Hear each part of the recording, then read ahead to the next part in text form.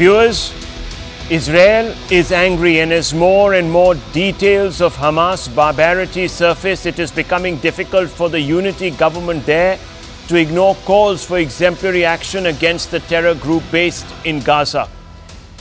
The Israel Defense Force says that Hamas carried out a massacre under the banner of the Wahhabi terror group ISIS in a kibbutz.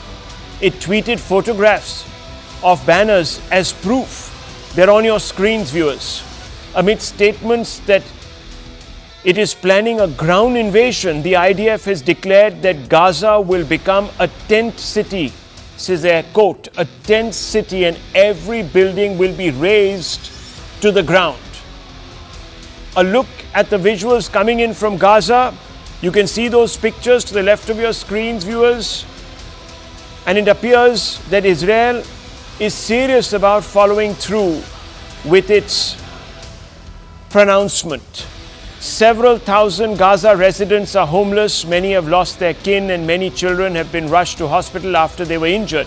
They're not accusing Israel of carrying out simply an attack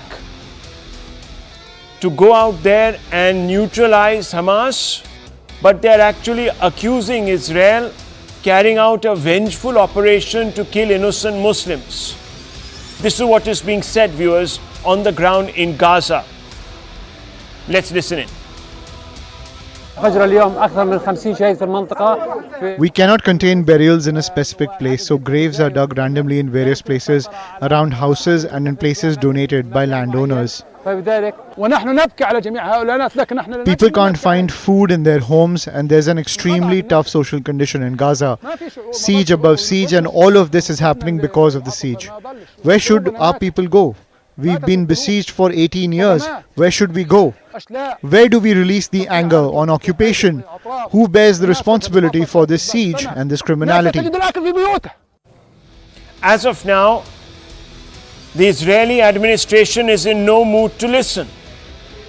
They've rejected claims that they are acting illegally or out of a sense of vendetta. Listen in. את כל המקומות שהחמאס נערך בהם, של עיר הרשע הזאת, כל המקומות שהחמאס מסתתר בהם, פועל מתוכם, נהפוך אותם לאיי חורבות. אני אומר לתושבי עזה, צאו משם עכשיו, כי אנחנו נפעל בכל מקום. We were struck Saturday by an attack whose savagery I can say we have not seen since the Holocaust.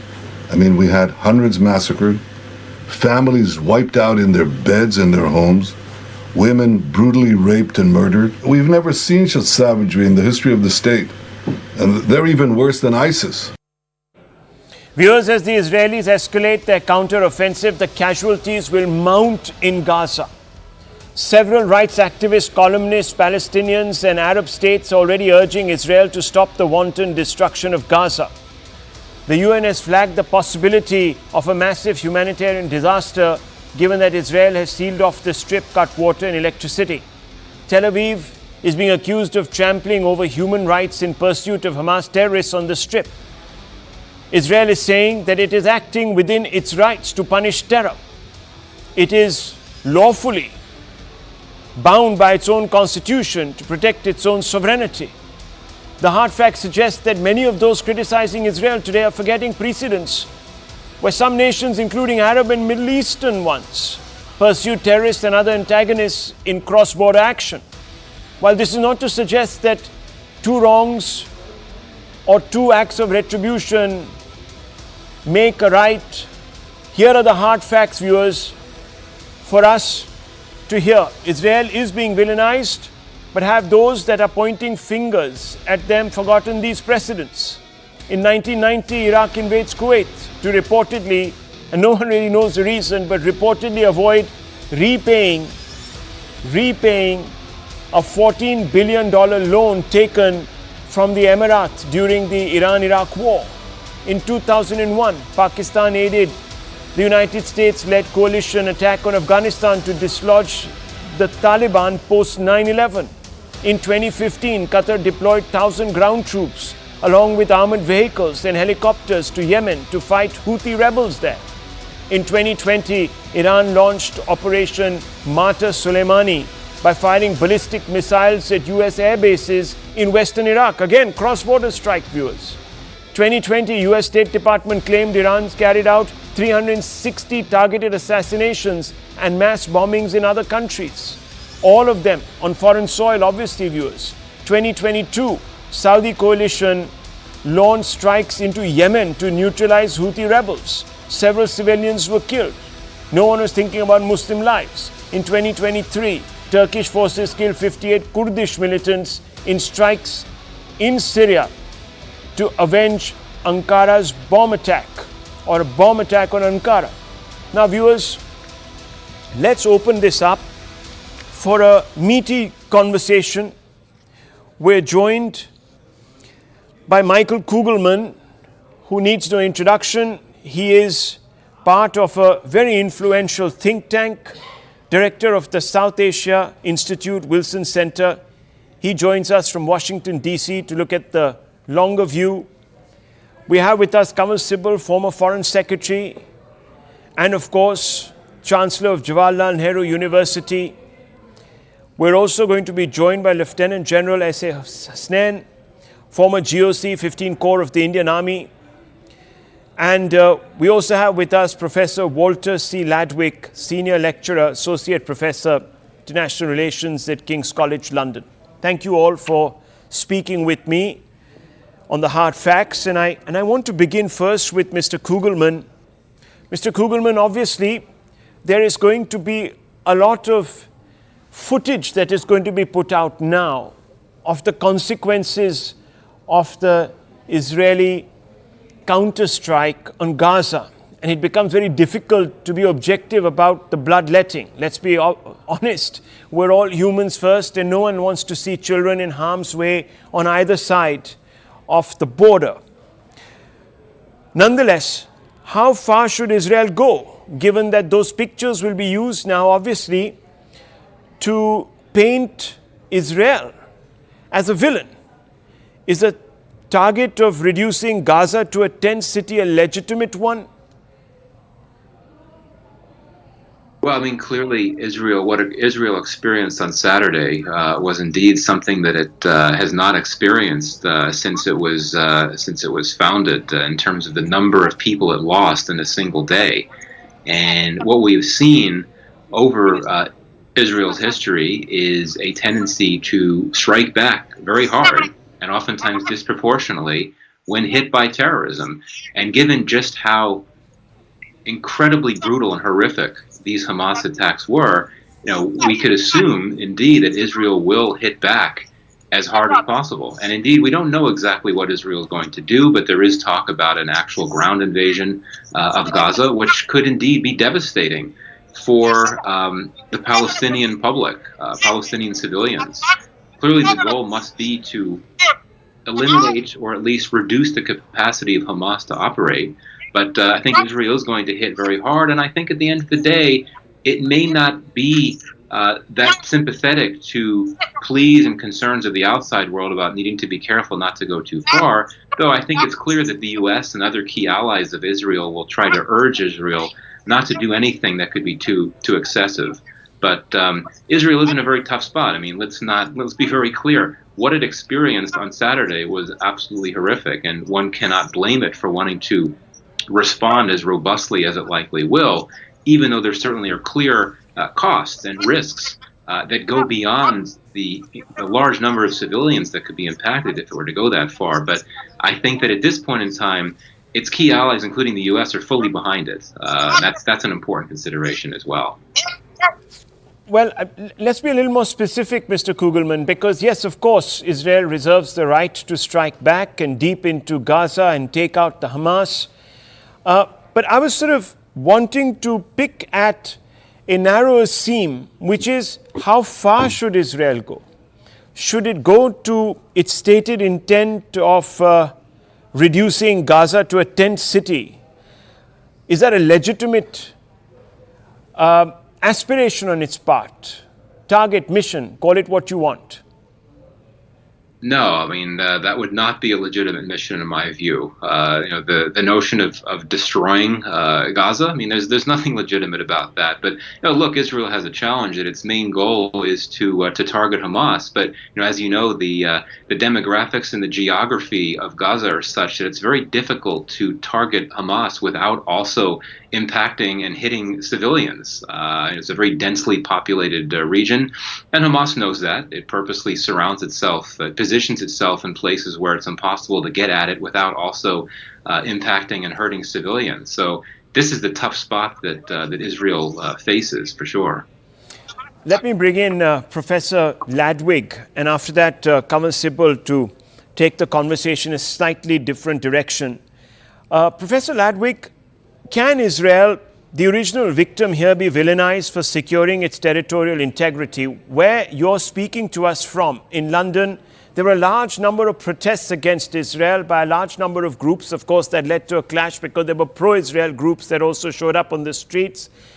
And we saw quite the melee. Now, I want to ask you, is this creeping attempt by one side of the ideological divide to paint the original victim here as a villain, a legitimate one, or is it part of a propaganda that has had its day?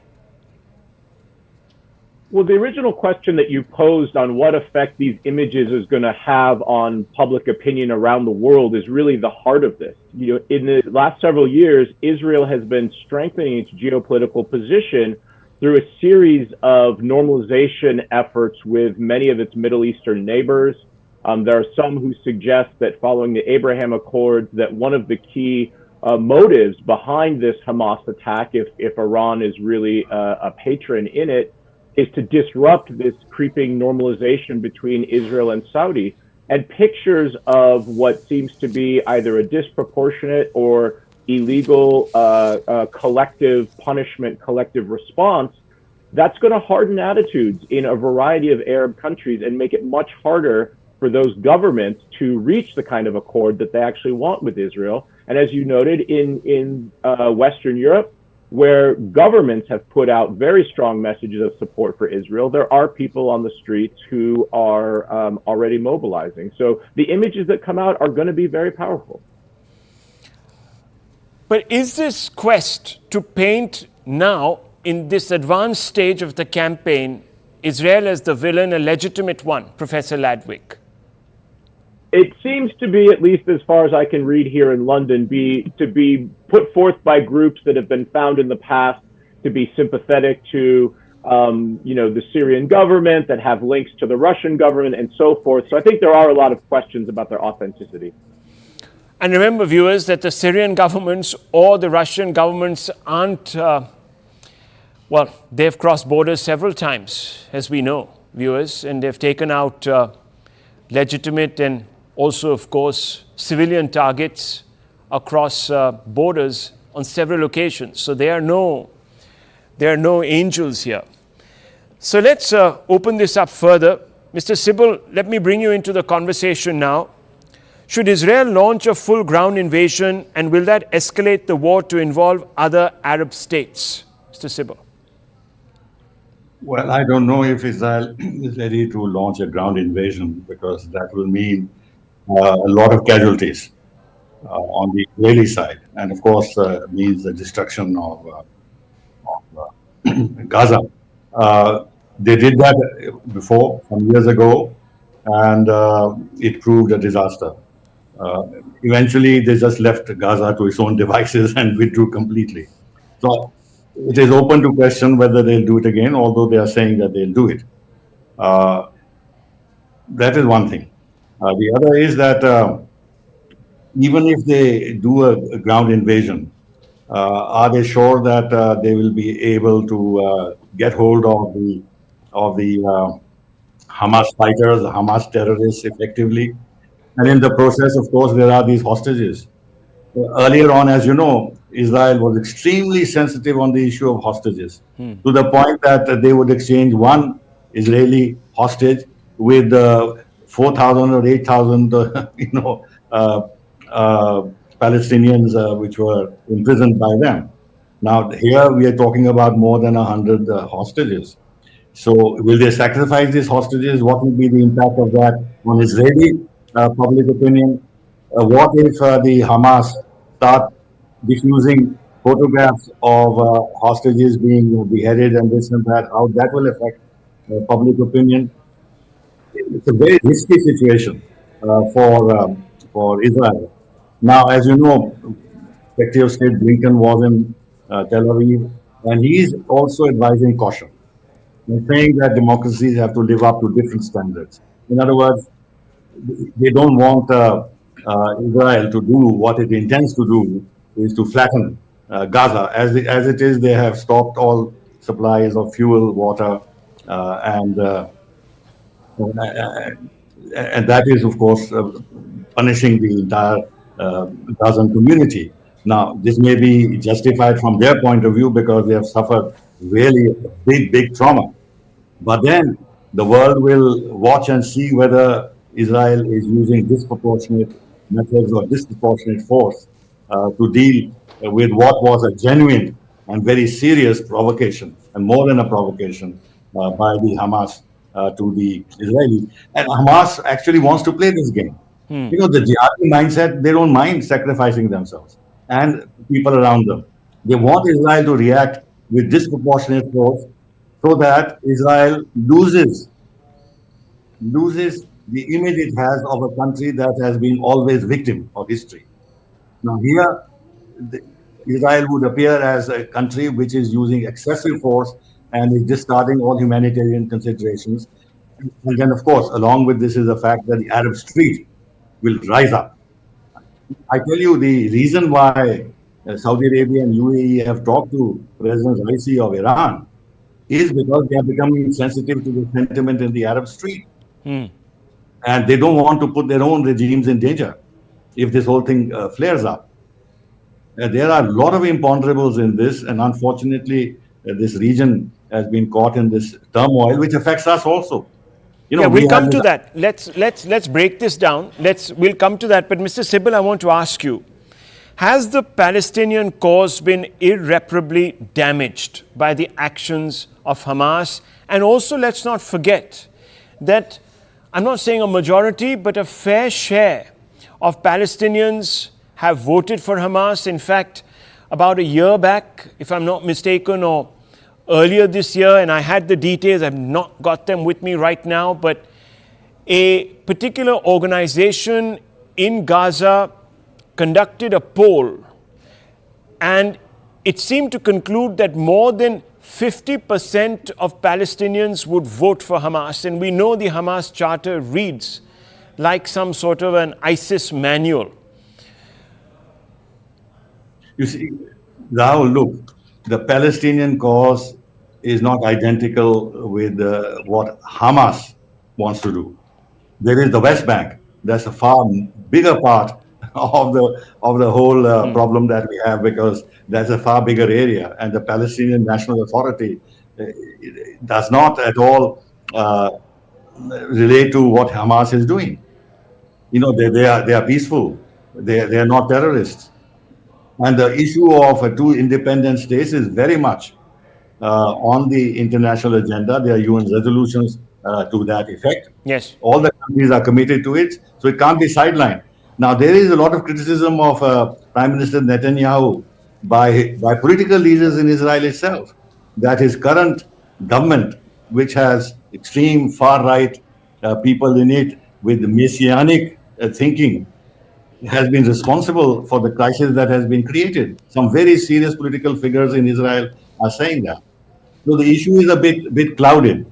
And then there is, as you know, Rahul, a great deal of literature which is not which is credible, that actually the game plan of Netanyahu was to build up Hamas against the Palestinian National Authority to make sure that the two-state solution never materialized. And they allowed a lot of money, millions and millions of dollars of Qatari money, to be funneled into Hamas.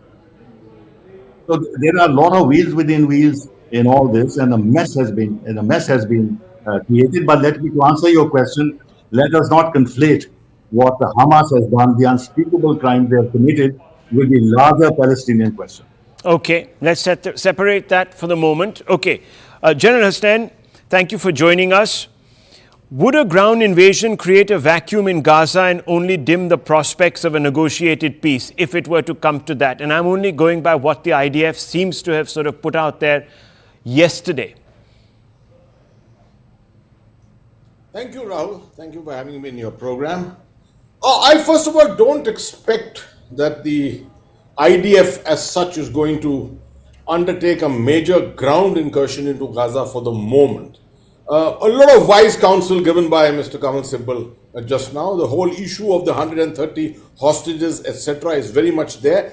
But in situations such as this, a government which is seen to have failed in its initial intelligence assessment itself is bound to respond in some manner in which to regain some of that respect that it had within the community itself. So from that angle, it is always possible that some kind of a incursion will be done. But going into Gaza, carrying out an incursion, fighting in built-up areas, as very correctly said, they are most likely to get more casualties on themselves. And nothing is going to be achieved from it. What you can expect, what one should expect is some kind of special forces operations to try and take out some of the hostages. Now, this is not a situation in which there are 3 or 4 or 5. There are 130 of them.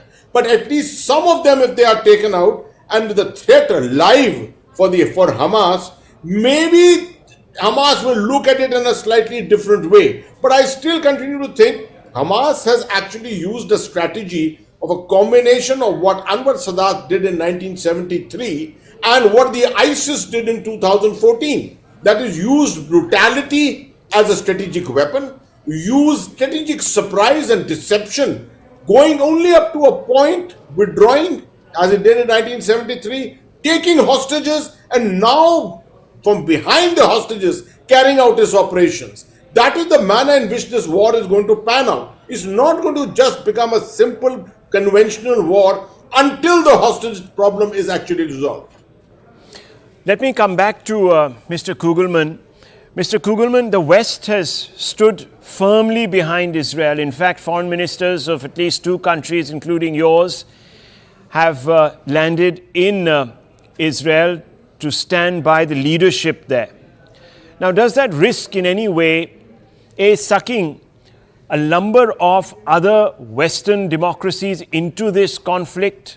Number one. Number two, does it therefore also mean that you're going to find a polarization where all the Arab states and perhaps even Iran are going to get together and try to sort of prop up the Palestinian cause once again, creating a fracture in the Middle East? Do you see that happening?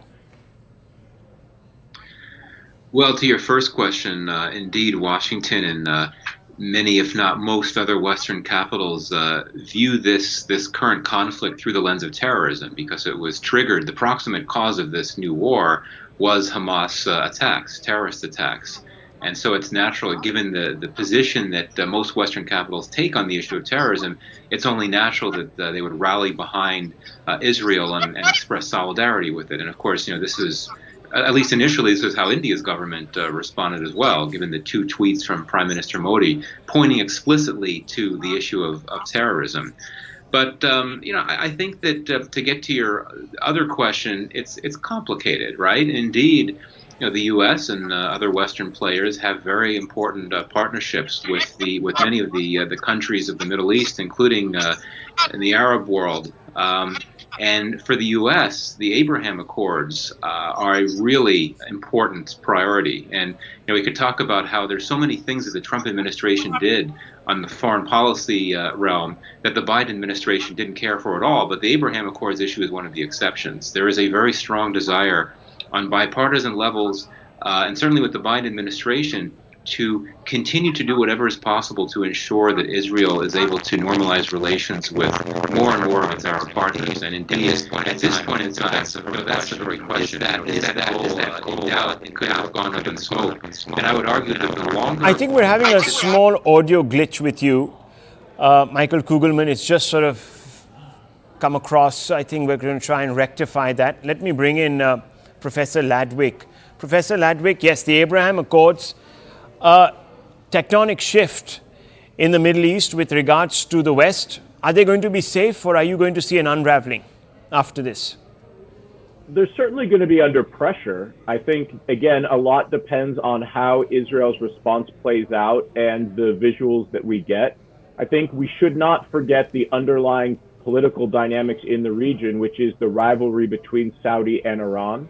That is not going to go away, and I don't think this will paper over those real strategic differences that sort of set up the so-called Cold War in the Gulf and West Asia. But these will certainly be stressed. They will certainly be stressed. But not to the point of break? What do you think? I don't think to the point of breaking. These various countries have had their own independent political reasons for seeking some degree of recognition or rapprochement with Israel, and that will exist, even if on the street, as the former secretary has indicated, public opinion is very strong and heated. Well, Mr. Sybil, this is an important factor, because if the Abraham Accords stand up and survive this particular crisis, especially because the West and maybe some of these Arab nations can interlocute, then that also gives hope for India and the new corridor that India has forged through the Middle East into Europe. Would you see it that way, or do you think that the Prime Minister's stand, where at least publicly he has stood very firmly in Israel's bloc, in Israel's quarter, will lead to perhaps stresses between New Delhi and some of the Gulf countries, as well as, of course, Iran and others? You can make the argument that the pushing the Abraham Accords, the manner in which it was done, was possibly a strategic mistake. Because they were based on the assumption that the Palestine question, the issue of two independent states and all that, could be isolated from the larger issues in the Gulf and in their relations with Israel. And that has actually proved to be wrong. Because, the Americans went ahead and opened their mission in Jerusalem. They stopped all aid to the Palestinian National Authority. They made in fact, they walked away from the two-state solution effectively. Because the Gulf states, they wanted to become modern. They wanted economic development. They have huge projects of 2030 vision, which requires peace and stability. So they were willing to open out to Israel. And hence the ITU2 and the India, Middle East, Europe corridor projects. But as I said, it was not sufficiently factored in what would be the consequences of totally ignoring the Palestinian issue. And that's where the Hamas has come in with the absolutely brutal terrorist attacks, which have brought the Palestinian issue right in the middle of what is being discussed in this region. Now, the Abraham Accords were, in a sense, to divide the Arab world from Iran and what have you. But ironically now, it seems that it is having the opposite effect of at least temporarily bringing Iran and Saudi Arabia and the Gulf states together. And the Saudi prince and the UAE President Sheikh have had long conversations with Iran. Now, I think this is going to affect the whole process of gaining the maximum economic and technological and other benefits from the Abraham Accords for this region and for Israel and for India. And these two projects, unfortunately, will be on hold for the time being, and the focus is bound to shift on some solution in the West Bank.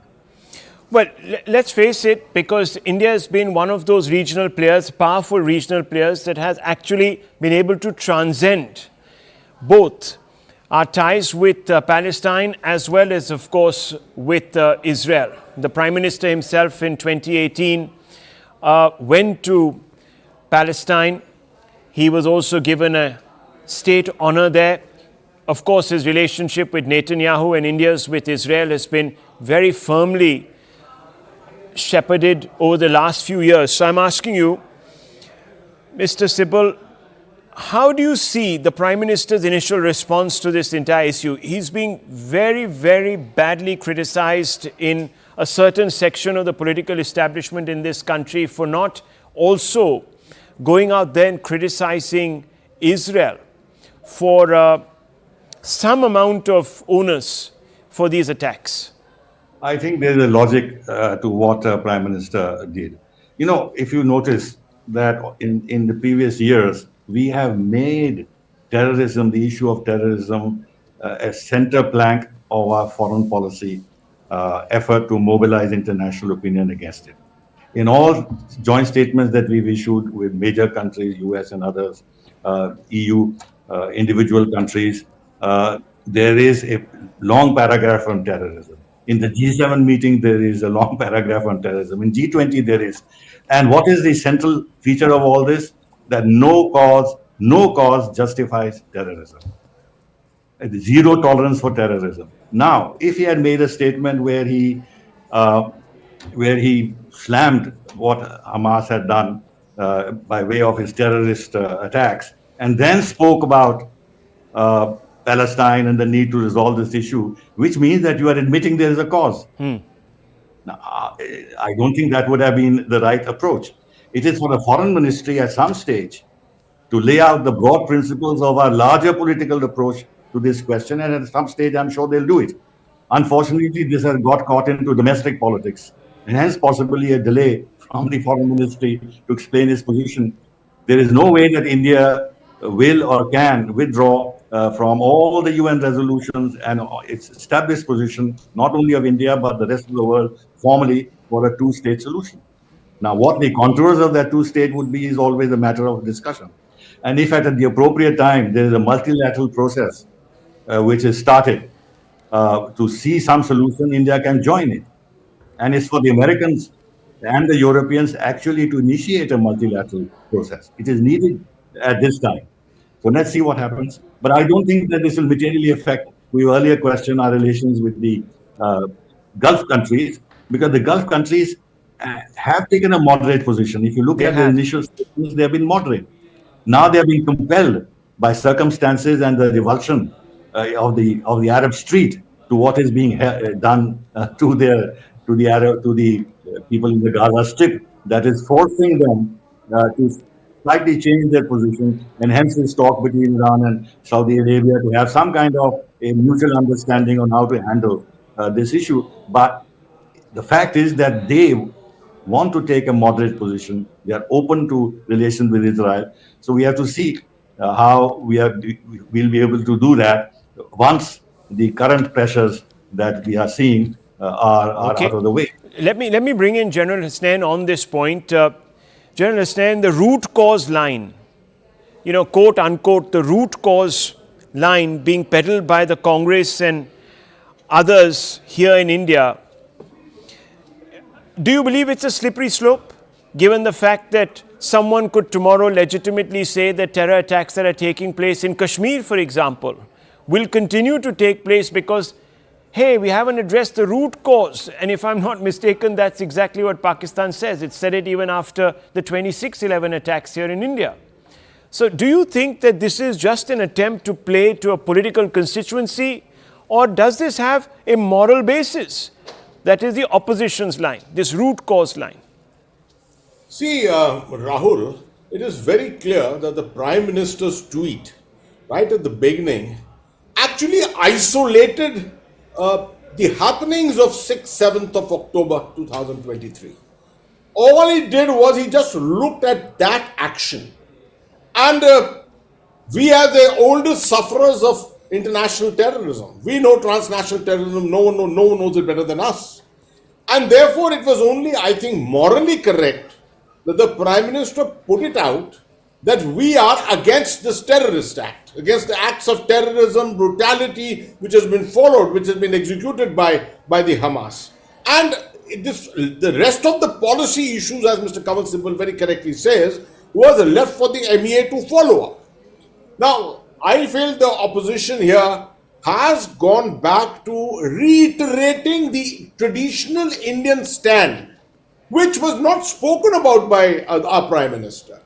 Our Prime Minister only dwelt upon the context of what happened on the 6th and 7th. And therefore, I think both the sides, the opposition and the government, are actually saying two different things completely. Yes. As Mr. Kamal Sibal very correctly again said, our traditional stand of supporting the Palestinians, in fact, our balanced stand since 1992, when we forged relations with Israel, since then our relationship has been absolutely balanced. You yourself just reiterated 2018. There can't be a better example than the year 2018, when we found 2 and 4th visits taking place between India and West Asia. Mr. Modi himself having gone to West Bank at that particular time. So no one can deny the fact that India has been deeply involved with the Palestinian issue and supporting the Palestinians. And in fact, our neutral position on this whole stand can actually assist in anything, some new initiatives coming up in the near future. So I don't think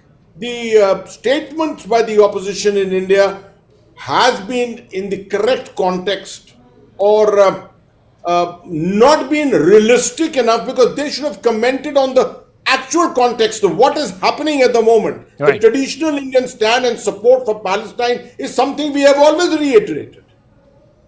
So let me open this up to also Mr. Michael Kugelman. Is there a moral justification to peddle the root cause line at this moment, at least in this context? Well, I mean, this is just, as you know, a very complex story. And I think that for many people, for many observers and analysts, including in Israel, this is not a story that started with this horrific Hamas attack. And that's quite notable that some of the Israeli media, including Haaretz, one of the major Indian news outlets, have featured some commentaries that essentially bring attention to the way in which Israel has treated Palestinians in Gaza, and its policies toward the Palestinians over the years contributed to the conditions that led Hamas to carry out this horrific attack. So that certainly is a root cause issue. It's a very complex matter, but certainly I think that we all live in the here and now, and I think at the same time one has to give credence to those that look at this crisis and say, well, look, this started with this horrific attack by Hamas, the worst attack on Israeli soil since Israel became an independent state, and that's an important consideration as well. But that's why this is such a fraught issue. This is why this is such a complex issue. Both perspectives are accurate to a different degree, but I would argue that we definitely have to look at the very complex history here, and that includes Israel's policies toward the Palestinians for many years, and particularly when it comes to the brutal conditions that they have subjected Palestinians to for many years as well. That is something that one cannot ignore, for sure. Let me bring in Professor Ladwick. Professor Ladwick, the root cause line, and this is important, we must get to the bottom of this, at this moment in time would seem to give cover to acts of wanton terror. Would you agree with me? Or do you think that, look, we can't ignore it, and therefore, if the Hamas felt that it was being pushed to a wall, then what could it do, and this, that, the other? I think you've hit the nail on the head exactly. It's a question of when and where we have this conversation, right? As bodies are still being buried, as photographs are reaching out to us, it does seem pretty horrific and distasteful to get into sort of root cause conversations. It can often seem to be deployed to justify or explain away terrible brutalities. But that being said, as Michael Kugelman said, this is a complex conflict with a history, with conditions that are brought about in part by the particular political constellation that you have in power in Israel. So this didn't come from nowhere, right? This wasn't something that just poofed onto the scene and nobody could have foreseen or predicted it. And there is plenty of time to work through those issues and discuss them. But again, probably not while victims are still being buried. Final question to you, Kamal Sibal. Whenever you speak to any Palestinian, and I have spoken to a large number of diplomats as well as, of course, interlocutors, they've been very clear. They've said that it's Israel that's to blame for this. We were pushed to the wall. We're not surprised that Hamas has hit back. I want to ask you, had perhaps, and this is a two-way question, had perhaps Hamas not been there, could this point have been made better to sort of paint Israel black? But because Hamas itself rejects any prospect of a dialogue with Israel, did it actually become part of a problem? Yes, of course. Yes, of course. I mean, even one accepts that there is very deep frustration on the Palestinian side, and the younger generation is alienated from the Palestinian National Authority because they feel that they are corrupt and they play the game of the Israelis, and the youth want more violent action to assert their rights. And Hamas has been able to mobilize them, and they have staged these horrific acts of terrorism. That argument can be made, but the point is that neither the Israeli state, even if they have expanded their settlements, and even if occasionally and pretty frequently some Palestinians are shot even in the West Bank, and their right-wing fanatics are actually making life difficult for the Palestinians, the Israeli state has never engaged in such brutal terrorist acts. Neither the Palestinians on the West Bank have done that. Occasionally, yes, there is a person who in a vehicle overruns the Israelis or this or that, but nothing of this scale. What Hamas has done, by any yardstick, is unacceptable as a terrorist act. Just killing, mowing down civilians, women, children, and this and that, wreak vengeance, and their whole agenda of pushing Israel into the sea, when actually major Arab states, leave the rest of the world, have accepted the existence of the Israeli state. Even Hamas accepted this some years ago, when they won the elections initially. And then there was a breakup between Hamas and the West Bank leaders and the Palestinian National Authority.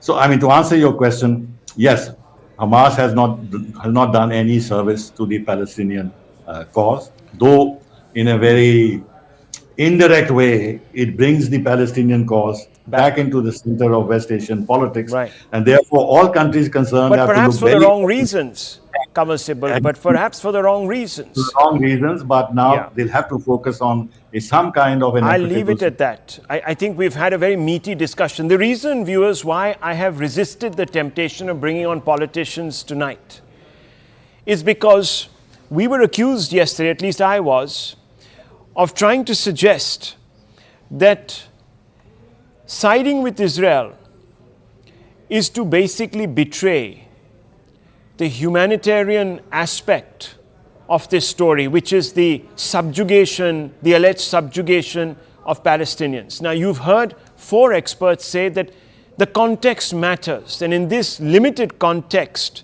to equivocate would be to indulge in whataboutery and perhaps even create some sort of a legitimacy for terror. I think there has been a degree of unanimity, and I can only say, and I'm only hazarding this comment, that perhaps as a confidence-building measure, the time has come for the Arab street, that is the Arab world, and perhaps even Palestinians to denounce the Hamas unequivocally, because that would be to take perhaps the high road to statesmanship.